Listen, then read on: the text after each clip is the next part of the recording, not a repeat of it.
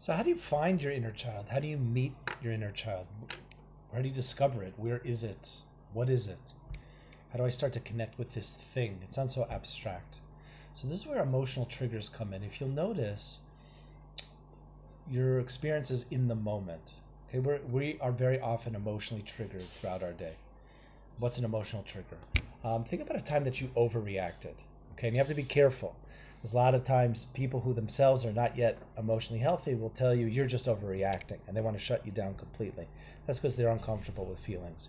You're not going to be. You're going to learn how to be much more comfortable with your own feelings and not do that. But let's look at an overreaction. I think we can connect to this word overreaction, which is that a situation has occurred, like my partner came home late, didn't message me or anything. I'm upset. I'm legitimately upset. It makes sense to be upset in that situation. No problem. I should give feedback to my partner. Absolutely.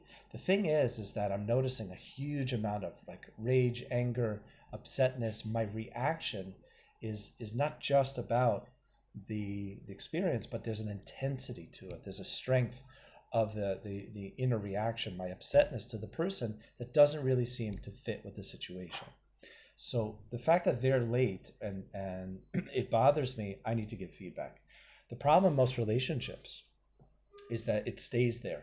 We continue to give feedback to the partner. We're basically trying to get them to meet our emotional needs. The reason we're overreacting is because it's very similar to, let's say, some abandonment experiences that we've had in the past, people that we're close to, people we've connected to who weren't there for us, we trusted, and then they let us down. Do you see what's happening over here? There's something similar, familiar, that's repeating. There's a repeat that's going on in the current situation, and I'm reacting to that. So I'm reacting to my partner being late, and at the same time, because it's similar and familiar to similar things I've went through in the past where I was abandoned, I'm taking all of that, putting it on top of the situation, and I'm also reacting to that as well.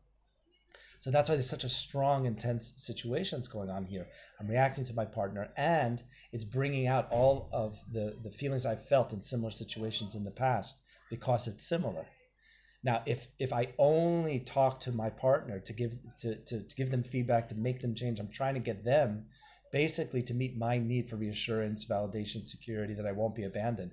It's not going to work. And this is what destroys relationships, is we're pushing our partner to be and change and do certain things so that we can then feel certain ways that we want and need to feel. That's never going to work. We give feedback to our partner, but it's time to start seeing the overreactions as an indicator, like, hey, there's something here. There's a part of me that's trying to connect with me. There's a part of me that's trying to communicate with me.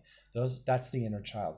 Those are the feelings, because it's a leftover from childhood. It's a leftover from the past. It's a leftover from experiences I had as a kid that I went through, that I then continued to attract and be attracted to throughout life, all the way up to the present moment.